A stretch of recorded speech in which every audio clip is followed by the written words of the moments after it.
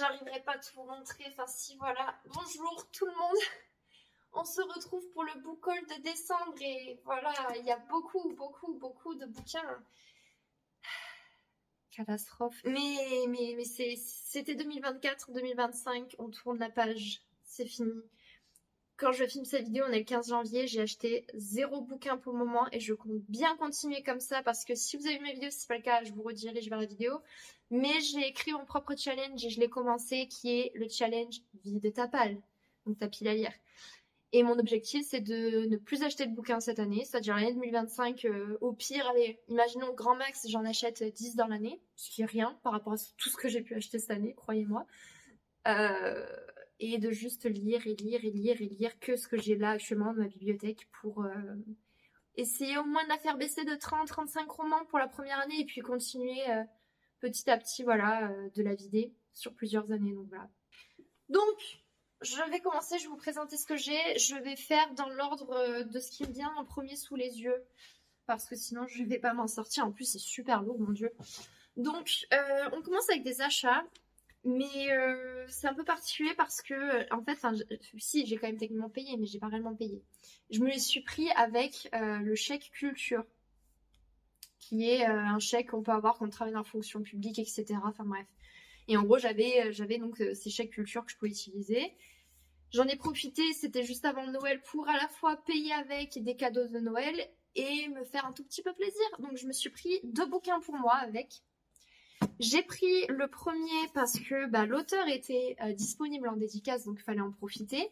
Le tome 3 de Mémoire de la forêt. Donc celui-ci s'intitule L'esprit de l'hiver. C'est écrit par Michael Brun-Arnaud et illustré par Sanoé. Et c'est publié aux éditions École des loisirs. Donc au moins, j'ai eu droit à ma petite dédicace. Trop mise. Et j'ai eu droit, je les ai pas là sous les yeux, mais j'ai eu droit à 2 marque-pages collector justement pour la tournée. Et ils sont trop beaux, ils sont tout doux, c'est trop mimes. Donc voilà, au moins j'ai mon tome 3 pour l'hiver prochain, puisque je lis un roman par saison. Celui-là se passe en hiver, donc je le lirai l'hiver prochain. Voilà. C'est un roman jeunesse. Je vais vous rediriger, si jamais vous ne connaissez pas, vers ma vidéo où je parle du tome 1. Mais c'est tout doux. En plus, c'est illustré, c'est super mimes. Les illustrations sont adorables. Chaque tome, on a une nouvelle intrigue avec à chaque fois un dénouement qui nous laisse sur les fesses. Enfin, à chaque fois, je n'avais pas réussi à deviner quel allait être le dénouement ou en tout cas la réponse au problème, quoi, la solution. Donc, je vais voir ce que ça donnait avec ce 3e tome. Mais c'est une lecture tout douce, même si ça peut être quand même très émouvant et ça aborde parfois des sujets un peu durs, mais comme c'est fait pour les enfants, c'est abordé d'une façon tellement douce que ça passe super bien. Et le 2e roman que je me suis pris, c'est une suite de saga. J'ai pris le tome 2 de la saga Les Secrets des Devril. Alors celui-là, du coup, s'intitule... Enfin, je pense qu'en réalité, c'est Filles d'Irlande, le nom de la saga. Puisque le tome 1, c'était Les Secrets des Devril. Et là, maintenant, c'est Les Héritières de Devril. Et à chaque fois, il y a écrit Filles d'Irlande. Bref, en tout cas, c'est le tome 2. C'est écrit par Santa Montefiore et c'est publié aux éditions Verso. J'avais lu le tome 1 dans le cadre du book club de la Cube. Pareil, je vous mettrai le lien vers mon avis du tome 1. J'avais adoré, un coup de cœur. Ça se passe en Irlande au XXe siècle. Et c'est en plus ancré du coup dans le conflit anglo-irlandais où on a donc l'Irlande du Nord qui est déchirée en deux entre les loyalistes et les républicains, et justement la famille des Devril est un peu au milieu de ce conflit-là, puisque ils ont à la fois du sang anglais mais aussi irlandais, sauf que pour certains Irlandais, ils sont vus comme en gros juste des Anglais du Royaume-Uni, donc des ennemis qu'il faut dégager. Enfin bref, je vais pas rentrer trop dans le détail. Je vous invite à voir ma vidéo si vous voulez en savoir plus. Mais ensuite, un petit achat pareil, là c'est un craquage. Ouais, un craquage, tout simplement. Sur le site Bookswap dont je vous ai parlé, pareil, je vais vous rediriger vers la vidéo où je vous ai présenté ce que c'était ce site et où j'ai donné mon avis, est-ce que je recommande ou pas. D'ailleurs, la petite update, c'est que depuis ma vidéo, j'ai réussi, ça y est, à vendre des bouquins sur le site. Donc, j'ai pu gagner des points. J'en ai gagné une petite dizaine, donc je suis plutôt contente. Et donc, j'ai pu, comme j'ai regagné des points, me prendre un bouquin. Et donc, je me suis pris Ce don perfide, écrit par Émilie, je vais dire Tied, publié aux éditions Rajo, qui est en format broché, mais avec un joli jaspage. C'était clairement et purement un craquage, hein, on va pas se mentir. On est sur de la fantasy young adulte. Je sais pas si on peut même dire que c'est de la romantasy parce que je pense qu'il va y avoir une histoire d'amour. Moi, le résumé m'a vite fait rappeler Ne me touche pas, parce que l'héroïne, quand elle touche les personnes meurent. Et là, j'ai l'impression que c'est un peu le même style. Et je vais vous dire pourquoi, enfin, je vais juste vous montrer pourquoi quand je vais vous lire le résumé, vous allez vite voir. Donc, Alessa et la Finestra, l'élu au don unique, celle qui sauvera l'île de Saverio d'un fléau démoniaque. Cependant, le pouvoir de la jeune femme est puissant et incontrôlable. Elle a déjà tué malgré elle 3 partenaires dont elle devait magnifier la magie. Alors que la méfiance de la population s'accroît à son égard, Alessa recrute Dante, un paria beau et mystérieux chargé de la protéger. Mais le garde du corps est irrésistible, et le toucher d'Alessa, mortel. On continue d'ailleurs avec mes d'autres achats que j'ai fait chez Bookswap, mais là, je les avais achetés eux avant d'acheter celui-là. C'était un lot, et c'était une affaire, mais meilleure affaire de toute ma vie. Parce que j'ai pas eu besoin de payer parce que j'avais les points qu'il fallait. J'ai juste payé en gros les frais de port, etc. Du coup, j'en ai eu pour à peu près 9€. Sauf qu'ils sont neufs. Ils sont reliés, donc c'est les hardbacks. Et ils sont en VO. Et ils sont 2, surtout. C'est les 2 tomes. Donc je suis trop contente. Donc je vous montre le tome 1. En français, le titre, c'est Divine Rivalité. Et le tome 2. Et ils sont vraiment neufs. Et j'ai eu ça pour 9€ en tout. Donc je suis trop contente. Pour l'histoire, c'est, je crois, un Enemies to Lovers.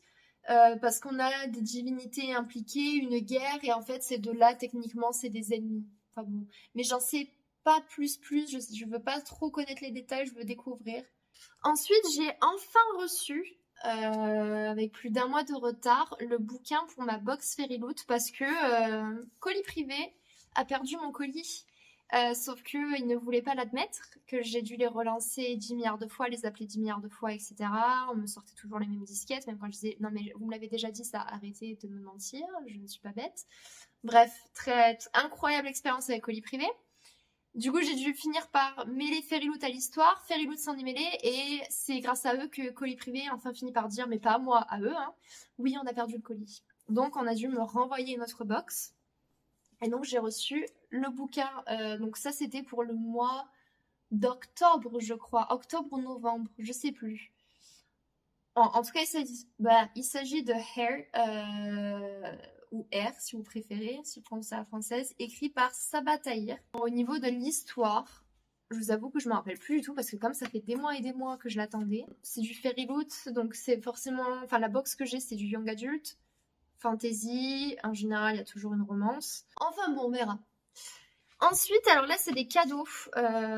J'ai quasiment vraiment pas demandé de bouquin pour Noël. Pour mon anniv, j'en avais pas demandé.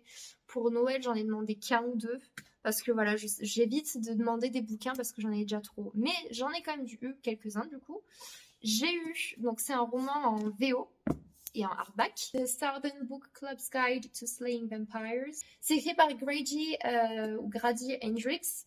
J'ai lu de lui cette année Horror Store, qui était un bouquin d'horreur se déroulant dans un magasin de type Ikea. Le concept était génial. Je vous mettrai le lien vers la vidéo où j'en parle.